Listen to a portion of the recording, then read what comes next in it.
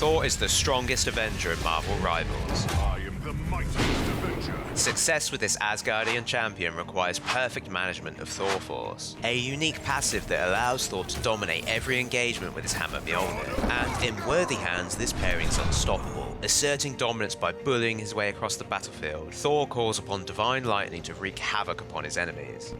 Unfortunately, I am unworthy.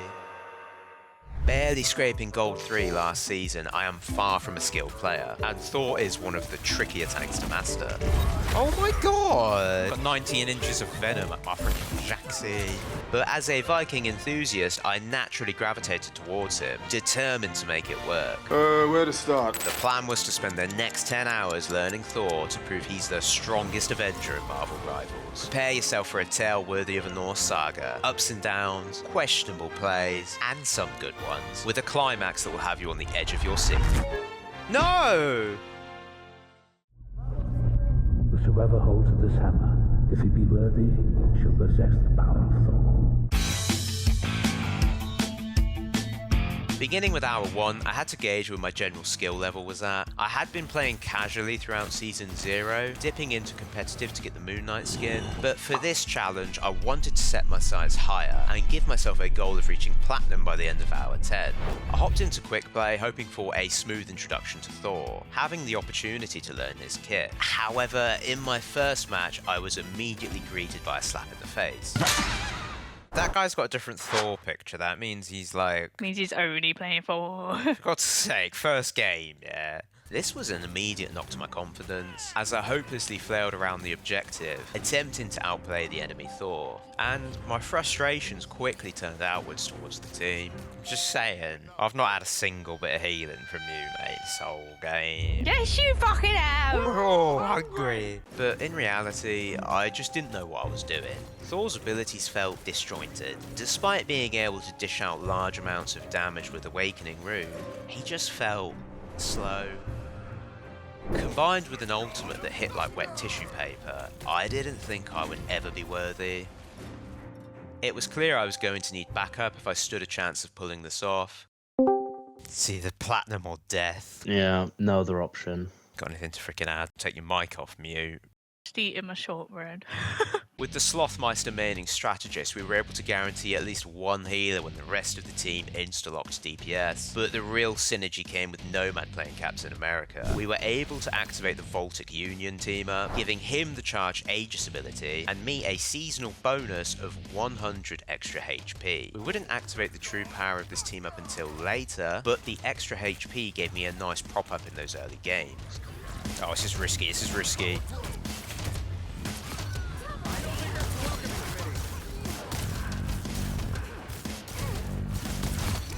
Yeah, I'm going in. What's that?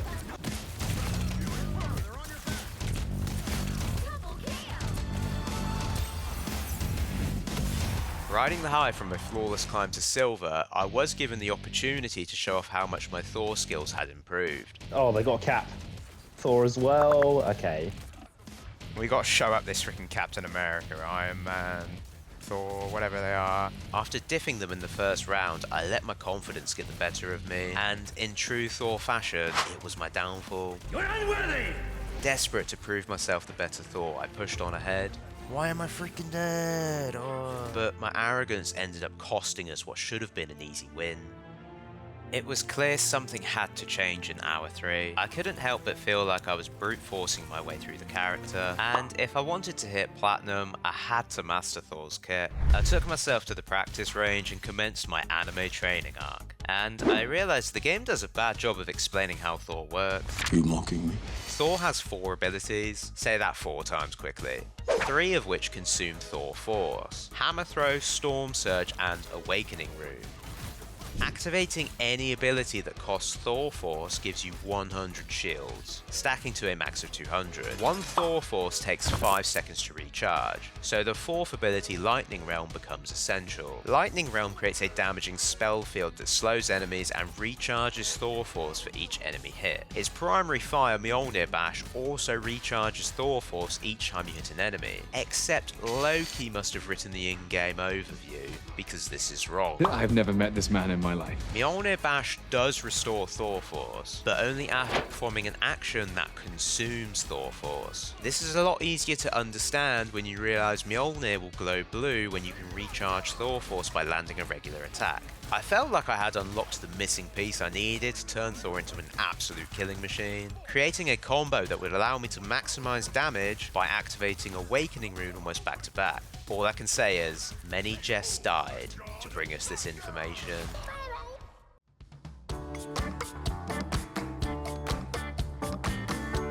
In hour 4, it was time to put my training into practice, and I have to say, the true hero of this challenge was Nomad. A defensive tank duo like Captain America complements Thor's off-tank playstyle perfectly. With him taking the brunt of the enemy team's attacks, I was able to realise Thor's potential. Hybridizing Vanguard and Duelist, I could burst down squishies in mere moments. Oh, I didn't kill her, she ran into my hammer. But it wasn't long until I would encounter what would become the bane of my existence for the remaining hours. Oh, that recharge is so slow. Wolverine was an absolute nuisance, able to outmatch my damage and aggression.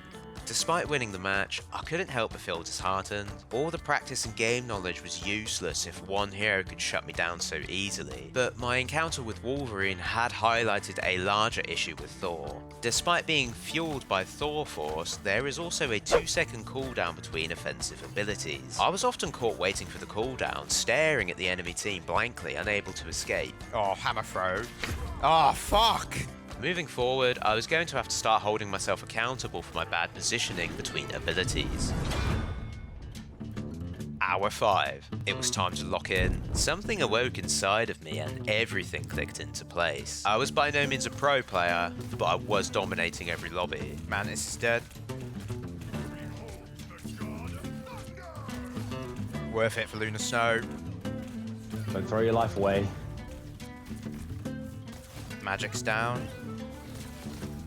Nice, perfect. Oh, you gonna let me have a kill? No. Bar a few hiccups, of course. No! No! But we secured win after win, even earning my first MVP of the challenge. I'm quitting. You don't need my freaking help, mate. And our victories began to taste like gold. And in hour 6, I would discover something that would change everything.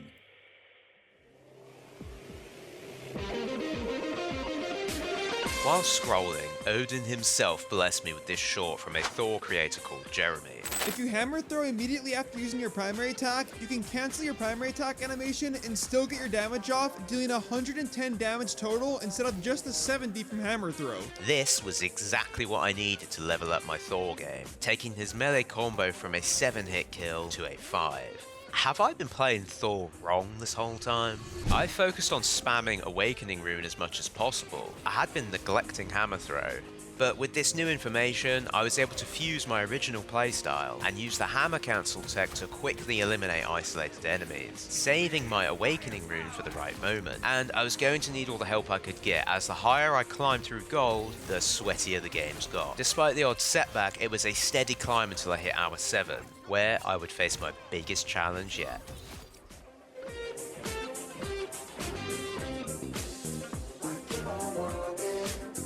Not only was I on my worst map, the Royal Palace, but to top it off, I was face to face with another Thor. I played a good first round, putting into practice everything I had learned so far. Instead of focusing on KOs, I was bullying enemies off the objective, and in the second round I was able to hold my own against the other Thor. Oh, I'm showing that Thor up big time. But I was soon in for a rude awakening, with one of the enemy duelists pulling out Wolverine. Remembering my earlier encounter, I began to flame. Wolverine's just absolutely molesting me. It was like I forgot everything, and moving into match point, it wasn't looking good. Oh, dude, you're so annoying, Wolverine. Making it unplayable though, innit? Rather than tackling Wolverine head-on, I made a risky attack on their backline to isolate Lunar Snow. Got Luna, they got no heals. I need you to back up. Yeah. We're dying on the point.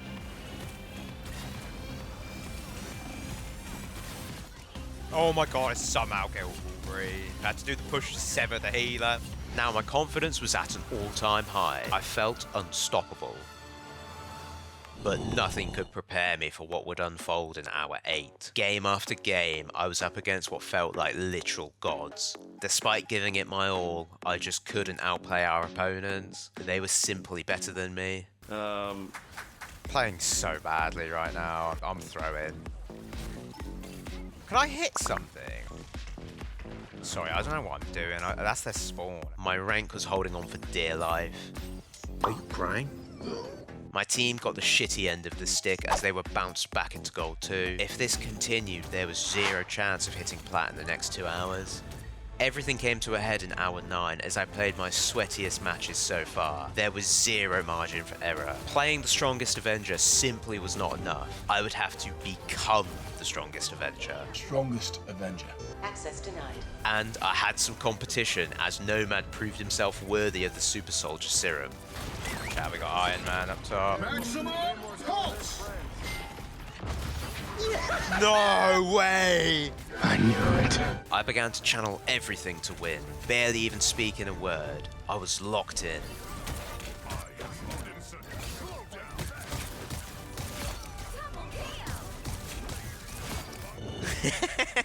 Curse you. 43 I got for that one, boy. What?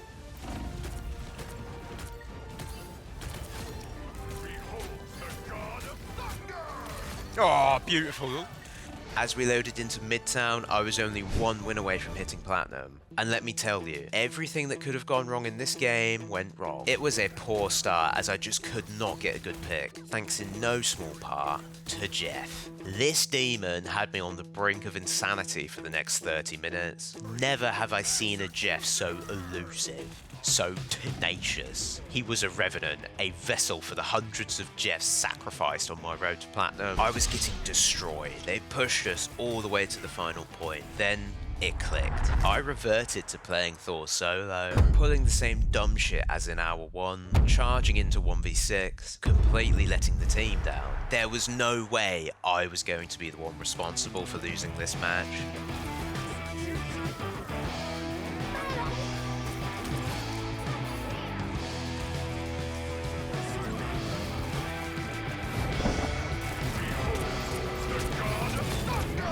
I'm fighting. Come on, come on. Yes. We were back on. In my awakened state, nothing could stop me. No! My game just freaking crashed. Well, you're still in it, No. apparently. I can rejoin, right? I can rejoin. Oh, I'm back in. I'm straight back in. I don't need that level of stress right now. Crisis averted. We had the opportunity to pull this back. We had a long way to go. But after a hard-fought victory on the second checkpoint, we had them scared, making for an easy push to the final objective. And in just 9 hours I had achieved my goal of hitting Platinum, but we were by no means finished. My team was still in Gold 1. You did it. I'm gonna need 2 more wins. Yeah, same. I still have 1 hour. I would have never have got this far without their help. Either we all go plat, or none of us do. Because that's what heroes do. I was more focused than I had been the entire run, taking the time to reflect on the journey I'd been on, growing my skills, overcoming numerous challenges and throwing countless lightning bolts. Pulling multiple wins and even a few MVPs, the team hit plat in no time. Both got it. Hell yeah. We did it. Thank you for making it this far. Consider subscribing. The next 10 hours has already been recorded. Gotta say, it's fantastic. Say that again?